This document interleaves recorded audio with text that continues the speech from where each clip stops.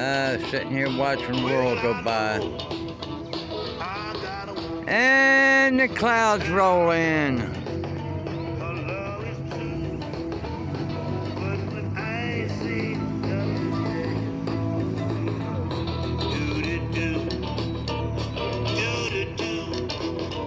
It's a, quote, joke. She's frustrated with the administration's handling of the crisis and their decision not to come see what's happening firsthand. I wish they would, but, you know, I know they have no intention of doing so. And honestly, I don't feel like them coming here that they would make any changes, but they need to foresee what the impact of their choices, you know, are going to cause 5-10 years down the road. On Tuesday, Fox cameras went on a ride-along with Del Rio Border Patrol agents who say in just the past 7 days, they've seen migrants from 29 countries come across the border.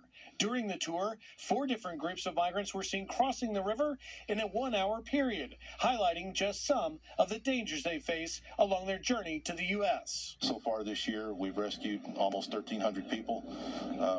Sadly, we've had about 49 die to either exposure or drownings. It happens. This river is a dangerous place. The official May border crossing numbers are expected to be released on Thursday. Sources tell Fox they're likely to be similar to the last 2 unprecedented months. In Del Rio, Texas, along their river border, Griff Jenkins, Fox News.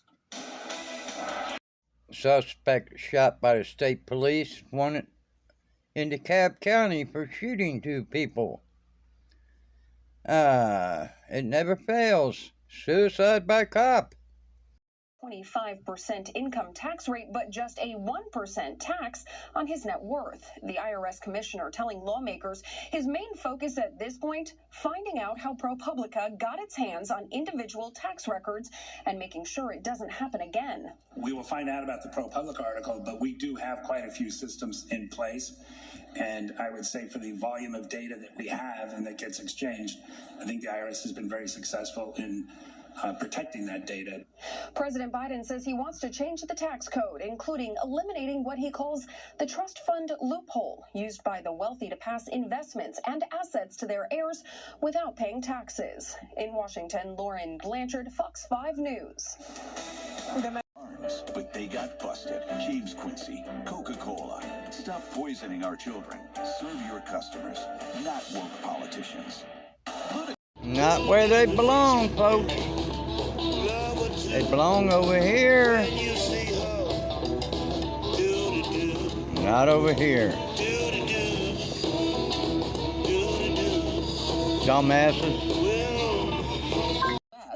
And they'll be watching to see how he stands up to them. China is looming over all of this. One revelation after another about coronavirus, the origins of that terrible virus that has killed more than 3 million people around the globe. The president's meeting with Putin comes in the wake of recent Russian-linked cyber attacks targeting the country's infrastructure, a point he is expected to address. These are state-sponsored attacks because they're happening in Vladimir Putin's country. He doesn't allow things to happen unless he knows about it. The president will meet with British Prime Minister Boris Johnson on Thursday, and he'll meet with Queen Elizabeth at Windsor Castle over the weekend as well. And police say he stabbed her. We have more on the story on our CBS 46 streaming app. And breaking news from northwest Atlanta right now. Crews are on the scene of a nasty sewage spill at a plant on Deering Road. Chopper 46 over the large tanks as crews try to figure out what's going on. Stay with CBS 46 for updates on this story. Also breaking, the man wanted in a Gwinnett County double murder in March has been arrested by U.S. Marshals in DeKalb County. Walter Hill is accused of killing 2 men in their home. Now here's the scene. Video from that crime. Police said both men were shot at least once and lived in that home. We'll have more on that as well later on today. Now, a local rapper accused of stabbing a Dunkin' Donuts employee facing a judge today. 29-year-old Marquavius Goolsby, who goes by the name of Day Day, posted his arrest on social media. He's in court today, which is where we join our Tori Cooper live. Tori, has he made that first court appearance yet? But we are obviously still working to learn more information about whether or not he actually saw a judge today. The rapper was handcuffed on his front porch yesterday after police say that he allegedly stabbed a female Dunkin' Donuts employee when he couldn't get the donut that he wanted from Dunkin'. He shared his whole ordeal leading up to handcuffs on social media. Take a look at this latest Instagram post on his account. You can see him walking down the stairs of the home where he's greeted by police at the doorstep. He turns around. Police place him in handcuffs immediately. The rapper is known for hit songs like What You Mean that captured millions of views on YouTube. Police say surveillance video from December 5th shows that an altercation started in the drive-thru of a Dunkin' Donuts shop in Union City. They say when a man couldn't get the donut he wanted, he went inside the store, causing a chaotic mess. Police believe Day Day is also the man seen in this video, holding what appears to be a butcher knife, trying to stab at the store employee, even chasing her around the store. The suspect managed to slash her left arm. We sat down with the victim's attorney back in December. Through the grace of God, is that she was able to survive that encounter. Not too intelligent, leaving this shit out here in the middle of everything. Place to park them right over there. Police say it's video like these that help them track down who they're looking for much faster. Today, Cobb County tackling one of the most controversial school issues sweeping the nation right now. It's critical race theory, the teaching of how racism has shaped American laws and culture. Governor Kemp even had the state education board look at the teachings, calling them dangerous. Cobb County Superintendent says he has no intention of introducing the subject. Stay with CBS 46 for updates on that meeting, which is in about an hour from now. That ain't supposed to be here. And neither are any of these. This is wheelchair access, fools. This is ridiculous. Big old sign over there with a wheelchair on it. Did y'all miss that? Huh? Shot while they were inside a vehicle trying to leave that area.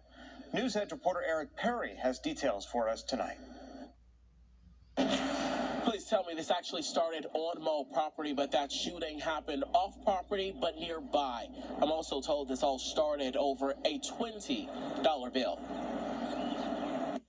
Over $20. Is it worth it? It's irrational and it's unacceptable. A heated discussion over a $20 bill led to a double shooting near Greenbrier Mall Tuesday afternoon. Two men were shot in their car, but police say it started when two friends were leaving the mall and found a $20 bill on the ground. And when he picked it up, he was approached by another male who stopped him and confronted him and said, "You need to give it back." So there was an exchange of words. After a heated back and forth, the two friends left in their car. The third man followed them in what witnesses describe as a black Charger. He jumped out his vehicle. He pulled out a firearm and shot them. He shot them both. One man was shot in the arm, the other in the leg. Both are expected to be okay. It's not worth it. Over $20, it's not worth it. Them. Authorities say among his victims is a 21-year-old woman who killed herself in 2016 after being threatened and extorted on social media. Police have charged Pisarchuk with several felonies. An Arkansas teacher is out of a job tonight, accused of making a 5-year-old student remove his feces from a toilet. The Pulaski County Special School District voted Tuesday to fire Carla Lassiter. The kindergarten teacher admitted to the act, both to the family of the child and the principal. But she claims he clogged the bowl and says that they were both pulling the toilet paper from the toilet. 29 years. Because it's really up to Morgan Wallen. But he's not the one putting up the billboard. A huge spike in drug overdose cases in many communities across North Georgia. Newshead reporter Doug Evans has details on the traffic stop. Coweta County deputies say Tori LeVar Robinson was speeding 100 miles an hour down Interstate 85. On the body cam video, you can hear him tell deputies a couple of times that there are no guns or drugs in his car. Deputies say they found both, including the drug fentanyl, which has been linked to a sharp increase in drug overdoses in North Georgia. Going Coweta County Jail, okay? Where you'll be. On the body cam video, a patrol deputy places Torrey LeVar Robinson under arrest after he says he discovered a backpack with 2 packages of marijuana and a package of white powder. At the time, he thought it might be cocaine, wasn't sure. Gets it to the jail and tests it, and it becomes back as fentanyl.